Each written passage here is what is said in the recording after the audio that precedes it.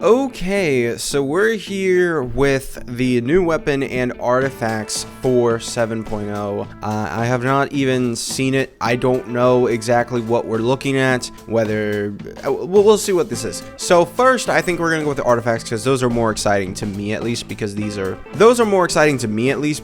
are you know, things we're gonna be using on every character basically. So attack increased by 18% is just the two-piece set. I think it's for both of them. Yeah, it's two-piece. All right. Cool. So, increases the equipping character's attack by 12% for 12 seconds when they trigger a stellar glimmer reaction or deal stellar glimmer reaction damage. And when they trigger that and when they deal stellar glimmer damage, they also increase stellar glimmer reaction damage dealt by all party members by 50%. So I think honestly, stellar glimmer, I'm assuming actually is just all of them.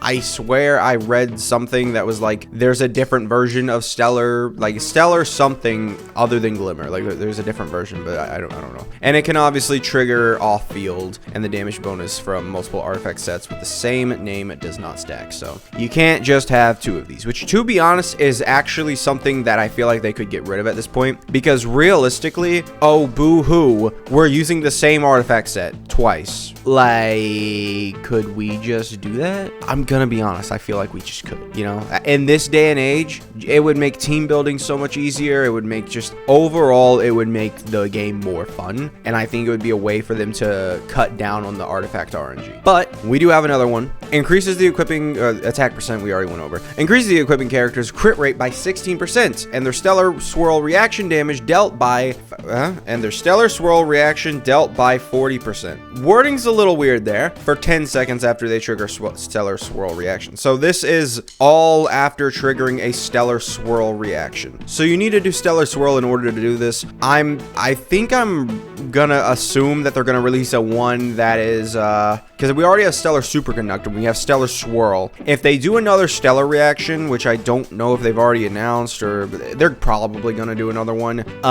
If they do that, it's most likely gonna be another copy and paste of 16% crit rate and 40% damage bonus. Because if I go ahead and I go grab Genshin, we see here that we kind of have the same thing, but you can see 16% crit rate, 40% damage bonus. It's probably just gonna be copy and pasted on every single set. Let's go ahead and get into the weapon or weapons that they're adding. So greatly boost attack and stellar glimmer crit damage while also restoring elemental energy. Sounds like a pretty good weapon, to be honest. So 674 base attack and 22.1% crit rate, the second highest base attack you can have, 741 being the highest, and then obviously this is the second lowest crit rate you can have. When the equipping character hits an opponent with their elemental skill, they gain an effect. Attack increases by 8% for 8 seconds, very little. The effect can trigger once every 0.1 seconds, a max of 3 stacks, duration is independent. So what? Elemental skills. So you're going to be doing multiple elemental skills with the new 5-star, very clearly, up to a max of 3, reminding me of Nilu's sword. Okay, alright, at 3 stacks, very much so reminding me of Nilu's sword. At 3 stacks, the crit damage of any stellar glimmer reaction damage caused by the equipping character is increased by 50%, and the triggering stellar glimmer reactions or stellar glimmer reaction damage will also restore 4 elemental energy to the character. This energy recovery effect can trigger once every 3.5 seconds.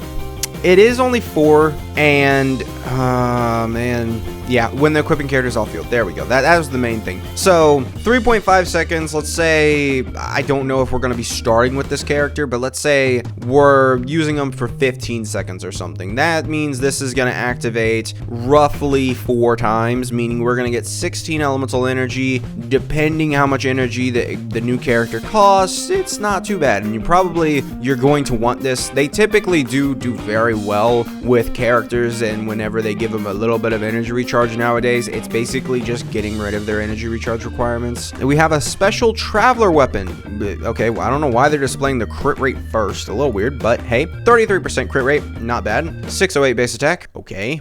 I mean, honestly, it's a little tough. All right, let's see what it says. When the Traveler equips this, their crit damage increases by 6% for every element they've resonated with. Additionally, the Traveler's attack will also increase by 24% for 8 seconds and regenerate 5 elemental energy after they attack and hit an opponent. Is this for every... It shouldn't be for every element they resonated with. It should just be this. I'm hoping we can get some, yeah, okay, gradually enhance the weapon. So I'm assuming this is obviously R1, although it doesn't say that anywhere. It should be R1. It should be an R1 version of it. This effect can trigger once every 5 seconds. This can be triggered even when the character is not on field. This doesn't look too insane. Like, it'll be nice to have a dedicated weapon for the Traveler, just because you won't have to use other weapons now on him. But I mean, 6% time, I mean, well, that's most likely going to go up to 12%, possibly, you know, what, 7 elements, right? There is now, it should be, yeah, with 7 elements we've resonated with. That is a decent, like, a lot of crit. That's 84% crit damage, something like that. Really nice.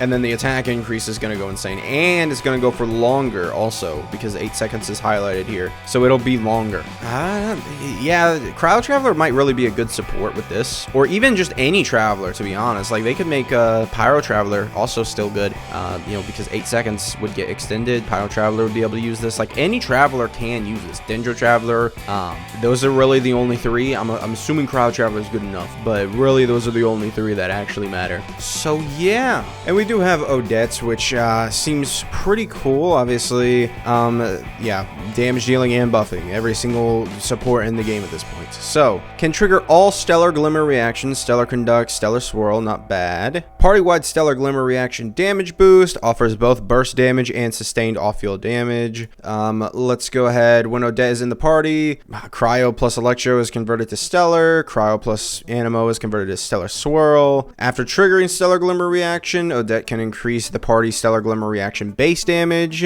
Team up with these characters and make the performance even more spectacular.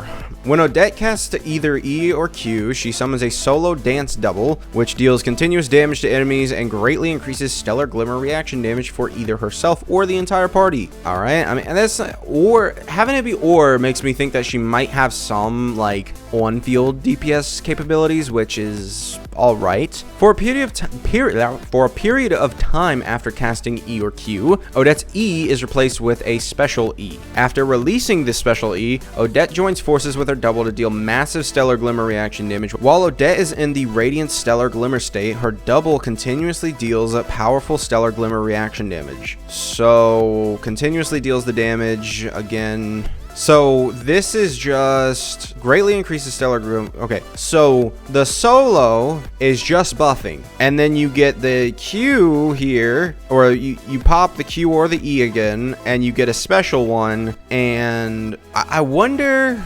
So, okay, what it must be is just double tapping gets you both of these things. Yeah, that's all it is. Double tapping will get you both of these things. This, you know, continues cryo damage to enemies. Yeah, we'll deal, you know, this to other, yeah, okay, all right, I get it. And then, yep, test run and Archon quest, talent level ups, yep, stuff we can't even do yet. And then she displays local specialties. So, honestly, not too crazy of a character, to be honest. I mean, we're starting out with a support. Realistically, this should have been our 7.0 or a 6.7 character. However, she wasn't ready in time. Maybe, like, I don't know. We're starting off with this now. This will be great for Sandrone. Possibly, I mean, what we're probably going to end up doing is getting rid of someone like Shieldon on the team, and we'll just have this. I mean, maybe we'll get rid of Chi-Chi. I kind of don't want to get rid of Chi-Chi, but it seems like that's where we're heading. Although, this character does not do any sustain. Although, Shieldon does work out pretty well for sustain, because she can just heal you. I have a feeling that we're replacing Chi-Chi, which kind of sucks, because Chi-Chi finally became somewhat good on my account, and now she's just going to be replaced by Odette. Yeah, seems like that's the case, but who knows? We'll see. Thank you guys for watching. Make sure to subscribe, and I'll see you guys next time. Goodbye.